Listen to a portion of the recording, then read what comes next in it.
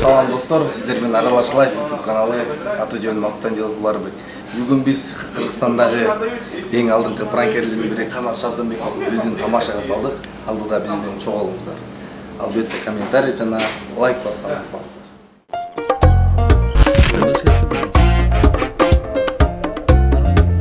Доске тарынма. Бизде актрисалар дайын. Кайдалам өзүм билем да туурабы. Жакшына кайболуп биз бир жактан айтпадым мен. Макул, баарына макул депчи. Мени бир кызыктай кылып атасыздар деп өтүңүздөрчү. Менге кармап атпай, карап жүргөн жүрөбүр дейди. Ортодо биз ютуп. Кранга түшүп калгандардан кечирим сурайм.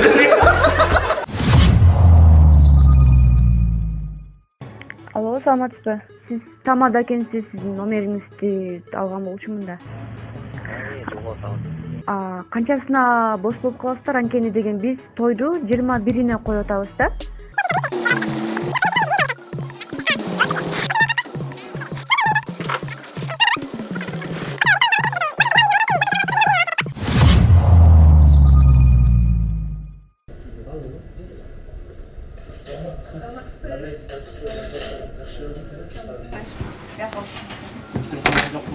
Жок. Кечирим сурайт, сизди көрүп туруп койдук болуш керек.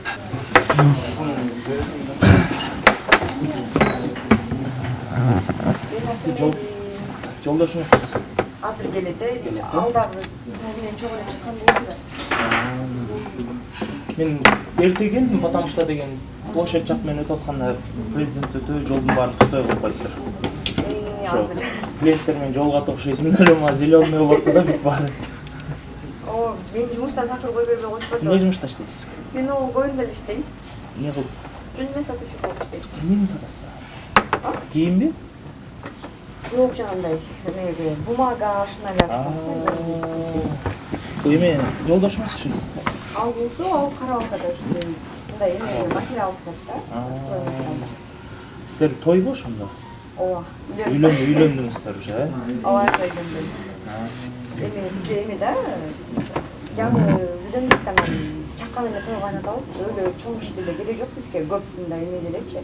Анан бир эме да 150 кишидей эле болуп чечтик делечи. Анан жалаң эле жаштардыкы да. Анан баары эле сизди макташты. Сиз мени каяктан көрдүңүз? Мени биз сизден бир тойдон көргөм да, подружкамдын тоюнда болчу да. Анан Сиз ошол жакта конок болуп отурдуңуз. Конок болуп отурган болчумун. Кайсы подружкаңыз болду? Аты Алина деген болчу да. Кыз затутай эле билет. Кыз затуу болчу ооба. Анан көбүнчө жаштар болуп. Кайсыларыңыз? Алина деңиз. Кайсыл эле?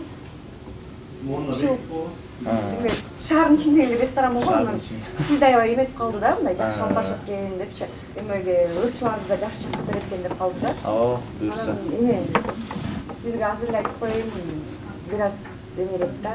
Күйөөм мындай кичине эме болуп атат да. Башка эле бир тамадан жалдап алыптыр да. Эми ал түшүнөсүз, мындай картаң тамада азыр аны такыр эметпейсиң да, кандай экенин анычы. Анан биз мисалы мен деген подружкаларым бияктан өскөн кыздардан алар кичине эме болуп калат да. Кичине молодежныйраак. Ооба, молодежныйраак тамада керек да. Алар эметсек эле картаң эле тамадан эле айтып атат да. Анан ал кичине болбой калат да.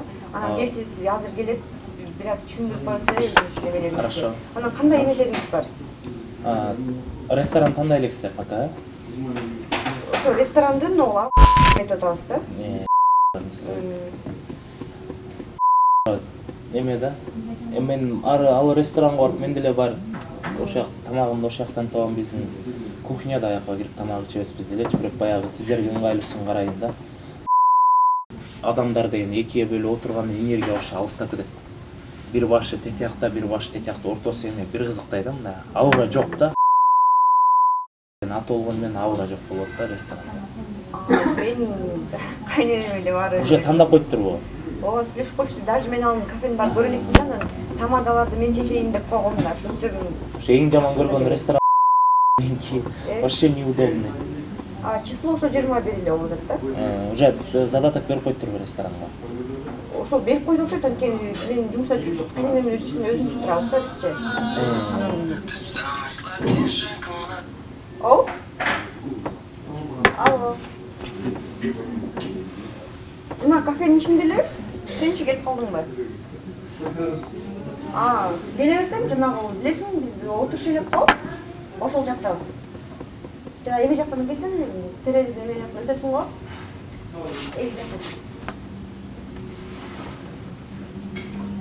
Кызга так берип коюш да.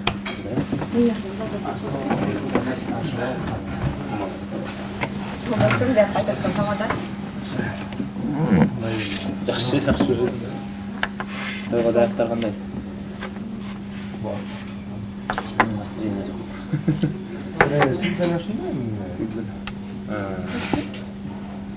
Тиги өнүмдүк сайттан шарттарыңызды Уже задаток бердиңиздерби? Аяк жагынан сүйлөшөбүз да. Кичине неудобныйраак да. И то 150 кишиге аябай эле чоң болуп калат да мисалы. Нормально. Просто биз иштеп жүрөбүз да ал жактачы. Мисалы Бишкекте болгон ресторандарда иштегенбизден кайсыл ресторан жакшы, комфортный экенин билебиз да. Анан ошого как мындай совет берип атам да. биз байкен угуп көрүп может дагы көрөбүз башка. Чоңой койчу. Жүндүн эметтерибиз нормально тандалдым негизи. Эми мен если задаток берсеңиздер пусть кала берсин. А задаток берлик болсоңуздар, Ошо болсо, персонал нормально обслуживание. Угалда эмелериңизди айтсаңыз. 150 киши болсо анда общий бир жакка отургузуш керек да. Ошентип түзөшүбүз анда. Кайык жагына. Мисалы киргенде оң жак жагына отургузуш керек да, полный элечи. Мен бияк сол жагына ошо отургузбаш керек. 150 кишини полный эле ошол жака батырып эле, ортого сиздерди коюп, а оң жагына, сол жагына бияка баннер коюп коюш керек көкөңөрдүн сүрөтүңөрдүчү. Эмелериңизчи, ысырчылар, кандай болуп калат? Биз эми Кыргызстанда бүт баардык ырчылар менен иштешебиз. Баардык эгерде сиздер кааласаңыздар, могулурчу бизге жагат десеңиздер, чалып арзаныраак сүйлөшүп берүүгө аракет кылабыз да. Жар кимди каалайсыздар мисалы? Жар эме мындай бир аз кичине атактуураак болсо деген. Атактуураак. Алтынай Нарбаева болобу? Алтынай Нарбаева, Эмгек сиңирген артист, возрасттагы эле жеби? Ооба. Возрасттагы же. Дагы атактуураак десеңиз, Жок, бизге негизи дегенде возрасттагы эже анан кичине үлгүрүүрөөк эже болсо да бизге дагы. Гүлзат Байзакова бар. Бишчилерчи койдо мисалы да сиздер кандай кыла аласыздар? Анткени жалаң эле тост керек жок бизге, анткени картаңдар болбойт. Биздики эме да мисалы биз деген мен өзүм жалгыз той алып барган менен команда иштейт да. Менеджер иштейт, ошо тойго конкурс жазган балдар иштейт. Анан биздин программа жапчаң. Эч кимдикине окшошпойт. Сөздөр да жаңы баягы азыр мондай кылам десем да бул болбой калат, баардыгын иш жүзүндө көргөзүш керек да. Но этот башкача форматта болгон үчүн азыр биздин программалар өтүп атат да тойгочу. Скучный болбойт, Кудай сактасын, скучный боло элек да мен алып барган тойлорчу. Анан ырчылардан мисалы молодежный свадьба болуп аткандан кийин Гүлзат Байзакованы жалдаш керек болуп ойлойм. Если үлгү болсун десеңиз, ал дети ошо атасы да негизи жардардынчы. Жанагы жүгүнтүп, ушинтип киргизген эже ошолой жеп атат. Жүгүнтүп. Если жар десеңер, жар, если европейский стиль.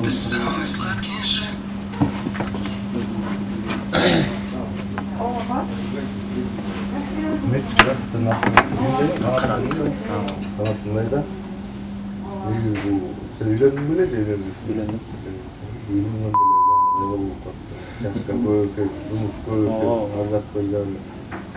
Böyle bu kısmının da böyle tanıştırıp үйлөндүрүп koysan değil mi? Öyle çok. Любовь çok da. Любовь ne sen bunday? Sen de özün stavkan kança? Stavka menki 500'den öyle gerek. $5 ben misal böyle mesela seçip koyup çaptan çıktırıp böyle nerse gerek de. Çapta değil, Belçikalar var, Karalı tavuk Belçikalar var, $100 değil. Bunca bitişine konu yaptık böyle olacak. Argim sen çok da öyle oluyorsun abi. Geleceğin maçlarını sen durma birine boş oyun böyle var. Başka seni böyle öyle şey. Seni böyle kamat öyle. Emeden ki bizge toy çıgırıt da. Toy çıgırıt. Toy çıgırıt. Адамгерчиликке жатпай калат да. Bir aydan beri çalıp atam, erge gelgenden yok da. Yok sen ayıp koy da, men için ayıp koy. Albüm toydu men çiçeğinde, bravo. Ne? Toydu men çiçeğinde, Жок, силер чечесиңер, мен азыр айтайынчы, кошоюн. Sen Просто адамгерчилик. Çok hazırla geldiğinden gibi. Çok boşuna olay aldın ya da çalıp kaç. Просто адамгерчиликке жатпай калат да. Adam geçtik. Ökün bir yüzünü tanıyorsun. Мен тааныбайм, бирок мындай сөз бердим да туурабы, 21 бошмун. 21 boş bulanda zakazını çıkıp aldık koyga. Кантип айтам мен заказым чыгып калды. По-любому. Sen aparağında bilmesen $5 төлüyor. Же мен $500 деген мен мүмкүн $100 арзаныраак. çıkıyorsun mu da? $100 чыкпайм, мен жаңы чыгып атканда $100 чыккан. Ama anda canlı çıkıp atkandan beri kaça jıl öptü? Көп жыл өттү. Көп жыл өткөндөн бери $5 мен мисалы самам жок да. Бери алдым. Мен $500 чыгам деген жокмун сизге. $500 үйдө чыга баштадыңыз. Алда тойго шартка канча кишиликке жараша да. Жок, короче, сиз мени каалап атасызбы? Ооба. Мен жакта практикалар бар, өзүнүн тааныштары бар. Мен буга мен азыр айта албайм, мен бош эмесмин деп. Мен мындай эле айтам. Анда санда чыгып жүргөн практикалар бар, ошолор эле бүтүп коюп там. Жоғын сіздер өзіңіздер шешіп қойсыңар ғой. Өзүңөр эле чечип койбойсуңар Өзүңөр шешіп койсуңар. Эмнени өзү тойду. Жоқ, эми биз канатты тандап атып деп айтылды. кандай гана ошону? Акчасын көтөрө алган жокпуз деп чечип койсуңар. Жок. Азыр эле айтып койгон. Апам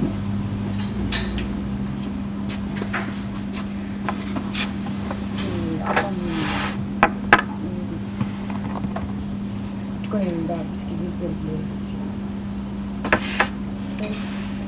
Анан экөөңүздөр сүйлөшүп алыңыздар, короче.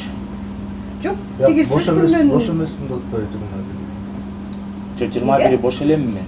Бош эмесмин деген жок. Сен азыр Жок. жок чалбайм депчи. Кой мен Неге? анчалык эсли Жок, деметсеңер. аметпеңиздер. Биз дагы сүйлөшкөнбүз байке. Анткени апам уже жаңы апам менен сүйлөштү. Баарына макул болушту уже. Жөн турбайсың го. Жактан тойду мен өткөрүп атам. Анда Жындоо болбосо, Иә. жындоо болбосо мен бул байкени атайын сүйлөшүп чакыргам эй. Жак бош эмес. Шуну атасың. Сиз бошмун деп элеңиз. Короче, бошмун. Той бир күндө өтөт, экөөңөр дайше жашайсыңар, экөөңөр чечишип алгыла, э. Неге? Бияк айтып атат, мен өзүмдүн тамадаларым бар депчи. Анан сиз өзүңүз тамадаларыңыз болсо, сиз өзүңүз жалдап алыңыз да. Аман. Жалгыз түшсөң. Мен ал жок, аман. Ал деген $5 кем эмес иши $5 өйдө деп атасыңар, туурабы? Мен Жок. сиздин тоюңузду $500 алып барам деп. Аман. Принципине карап көргөндө $5 өйдө. Жок, аман уксаң, байке жашынакай эле түшүндүргөн, телефондо сүйлөшкөн айткан, арзаныраак кылып берем депчи. Анан жага эметкен $100 эметкен байкең балким жакшылап сөзсүз бул байке деле макул болот $100. Тойлордо жүргөн эмен, жөн эле көчөдө жүргөн эмен чакырмак белем. Давай $100 сүйлөшөлү. $100. Короче, биз кете берели, келиңиздер, экөөңүздөр бак болуңуздар. Жок, эмне ырмай, отур даканса чай ичкиле. Жок, чай ичпей. Жок, келиңиздер чай кылып берели. Биз жок, эметпеңиздер, профессионалсыздар бизде. Биз сиздер менен кеңешпейбиз, андан башка эмес жок. Жок, Аман, бизге го бизде экөөңөр главный бакыттуу болуп жашагыла да, биз го бир күн той алып барабыз, кетебиз. Жашайбызбы, жашабайбызбы, ал өзүбүздүн ишибиз да. Жок, аман, түшүнсөң? Ал тойду. Биз айтпадык белек, бул байкени жалдайбыз, значит, бул байкени жалдайбыз да. Мен айткан эмесмин, жалдайм деп. Мен айттым эле жалдайм. Короче, давай. Жок, Бата кылалы. жок, дамыкеңиздер, жок, бул көрсөңүздөр, аман. Сүйлөшөлү жашынакай, эмне болуп атасың? Ушунчалык бир тойдо. Жок, Канат байке, мен жок, биз сүйлөшкөнбүз. Жок, отур дедим, сүйлөшөлү даканса. Эмне болду? Бир той үчүн экөөңөр скандал болгон келбейт. Жок, скандал болгон жок. Жок, аман. Сүйлөшүп атпайбызбы? Отур Жашынакай болду, аман, сүйлөшсөң ол кудай. Бизде заказ Кудайга шүгүр. Анан сен заказ жок деген жокмун дейм. Келем, отур даканса сүйлөшөлү. Сен өзүң брачкаларыңа бүтүртүп ал да. Анан монча келгенден, убактын коротуп келгенден адамча сүйлөш керек да. Эми кел ошону даканса досконально Аман, кой турчу болду. Жашынакай сүйлөшсөң мындай, жашынакай чакырам. Мен бул байкелерди канча күндөн бери алып жүргөм мен, аман. Түшүнсөң? Жок, мен Канат байке. Жок, Канат байке, эметпеңиздер. Жашынакай отуруп сүйлөшөлүңүздөр, биз баарын сүйлөшкөнбүз. Биз сиздер заказ беребиз деп айтканбыз. Бизди бир кызыктай, мени бир кызыктай кылып атасыздар деп өтүңүздөрчү. Азыр мен сиздин тоюңузду кантип алып барып берем? Ачык эле сүйлөшөлү мондайчы. Жок, тоюңарды мен кантип алып барып берем мисалы? Жок, просто мындай да. Мунун апасы дагы мен кийлигишип эле баары тең кийлигишип атат. Эми ал тойду деген болот. Тойду деген мен өзүм акчама бүтүрөм. өзүм акчама ырчы болобу, бийчи болобу. Жок, аман чынсың сен башында айтпадың белең биздин жашынакай болуп биз жаткан айтпадың белең макул, баарына макулмун депчи. А мен азыр түшүнгөн жокмун да сен неге мен чакырган, мен тандаган тамаданы сен чакырып алып туруп анан ушинтип айтасың, мен такыр түшүнгөн жокмун сага аман. Тем более сен менин апамды сен неге тамадага айтасың мынтип? $500 барбы? Бар, мен өзүм берем да керек болсо $500. Берем, мен өзүм берем. Апамдан сурап алып берем мен. Каякта мени чакырчы. Короче, мындай кылалычы. Мен жылы берейин. Жок, Мен жылам, мен каяка жылам өзүм билем да, туурабы?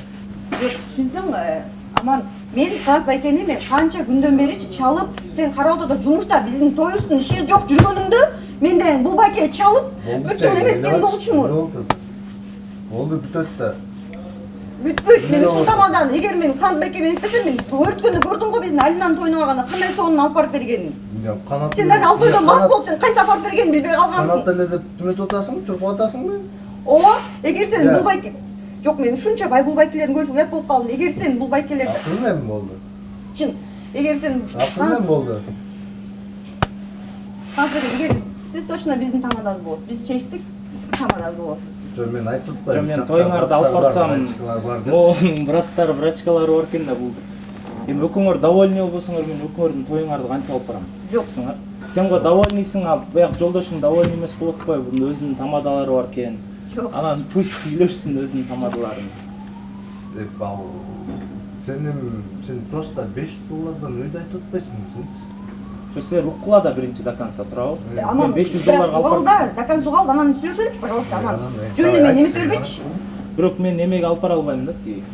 $100 алып бара албайм. Айтты. Жок. Төлөп беребиз, канча ушунча төлөп беребиз. Если чындап сиз эметип атсаңыз, сиз үчүн бекер эле алып барып берейинчи.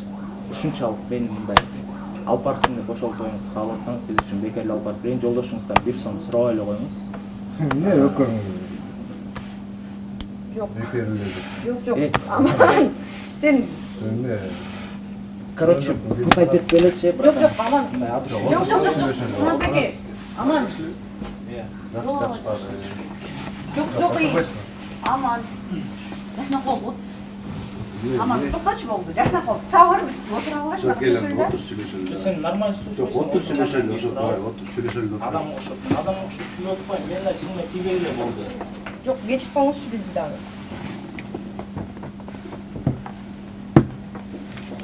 Давай айт, өзүңдүн принциптериңди, өзүңдүн. Сен мушташка келгенде эле болуп атасың го, бирок андай расслабленка кармап эле сүйлөсөң. Мен нормально эле сүйлөп атам. Биз адамгерчиликче эле сүйлөп атабыз го. Принциптериңди, условияларыңды айт, убалы. Жагат, жакпайт депчи. Мен айта албайм болду. Неге? Бекер кантип алып барып берет? Сен үчүн эмес, жубайың үчүн алып барып берем да, бекер. Просто сен Жок, акча бергенден акчаңды эле карматайын, давай до конца айтпайсың, условиям. Бичилерим, ырчыларымды айта эле кетпедим. айта албайм мен, болду. Элестете түшүнбөйм кантип айтам. Аны бекер кантип алып барып берет? Короче, өкүңөр кетишти эле. Мен азыр апама айттым. Барын тууруп эле болчу. Жок, бул сөздү апаң деп айткан элем, ал сөз керек. Не болду?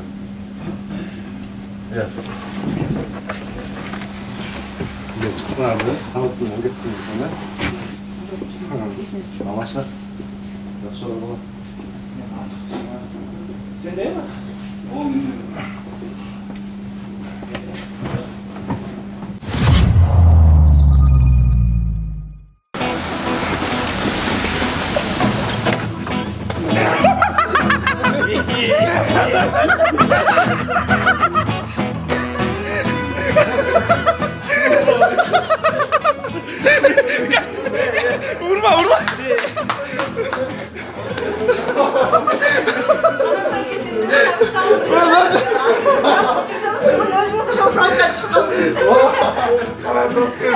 Öz tamaşa kalmadı.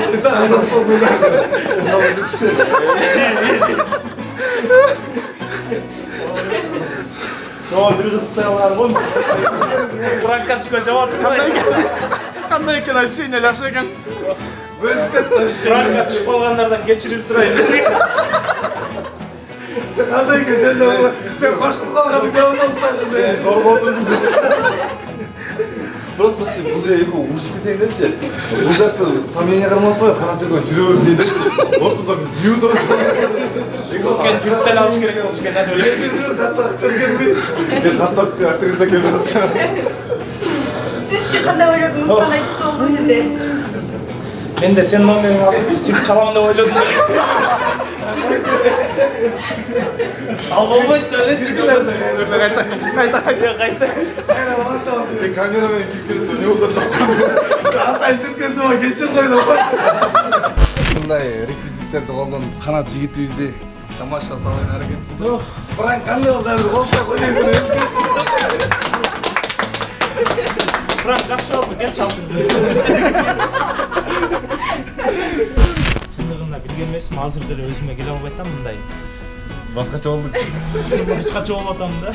Биз экөөбүз жакшы сөйлөгөн жокпуз.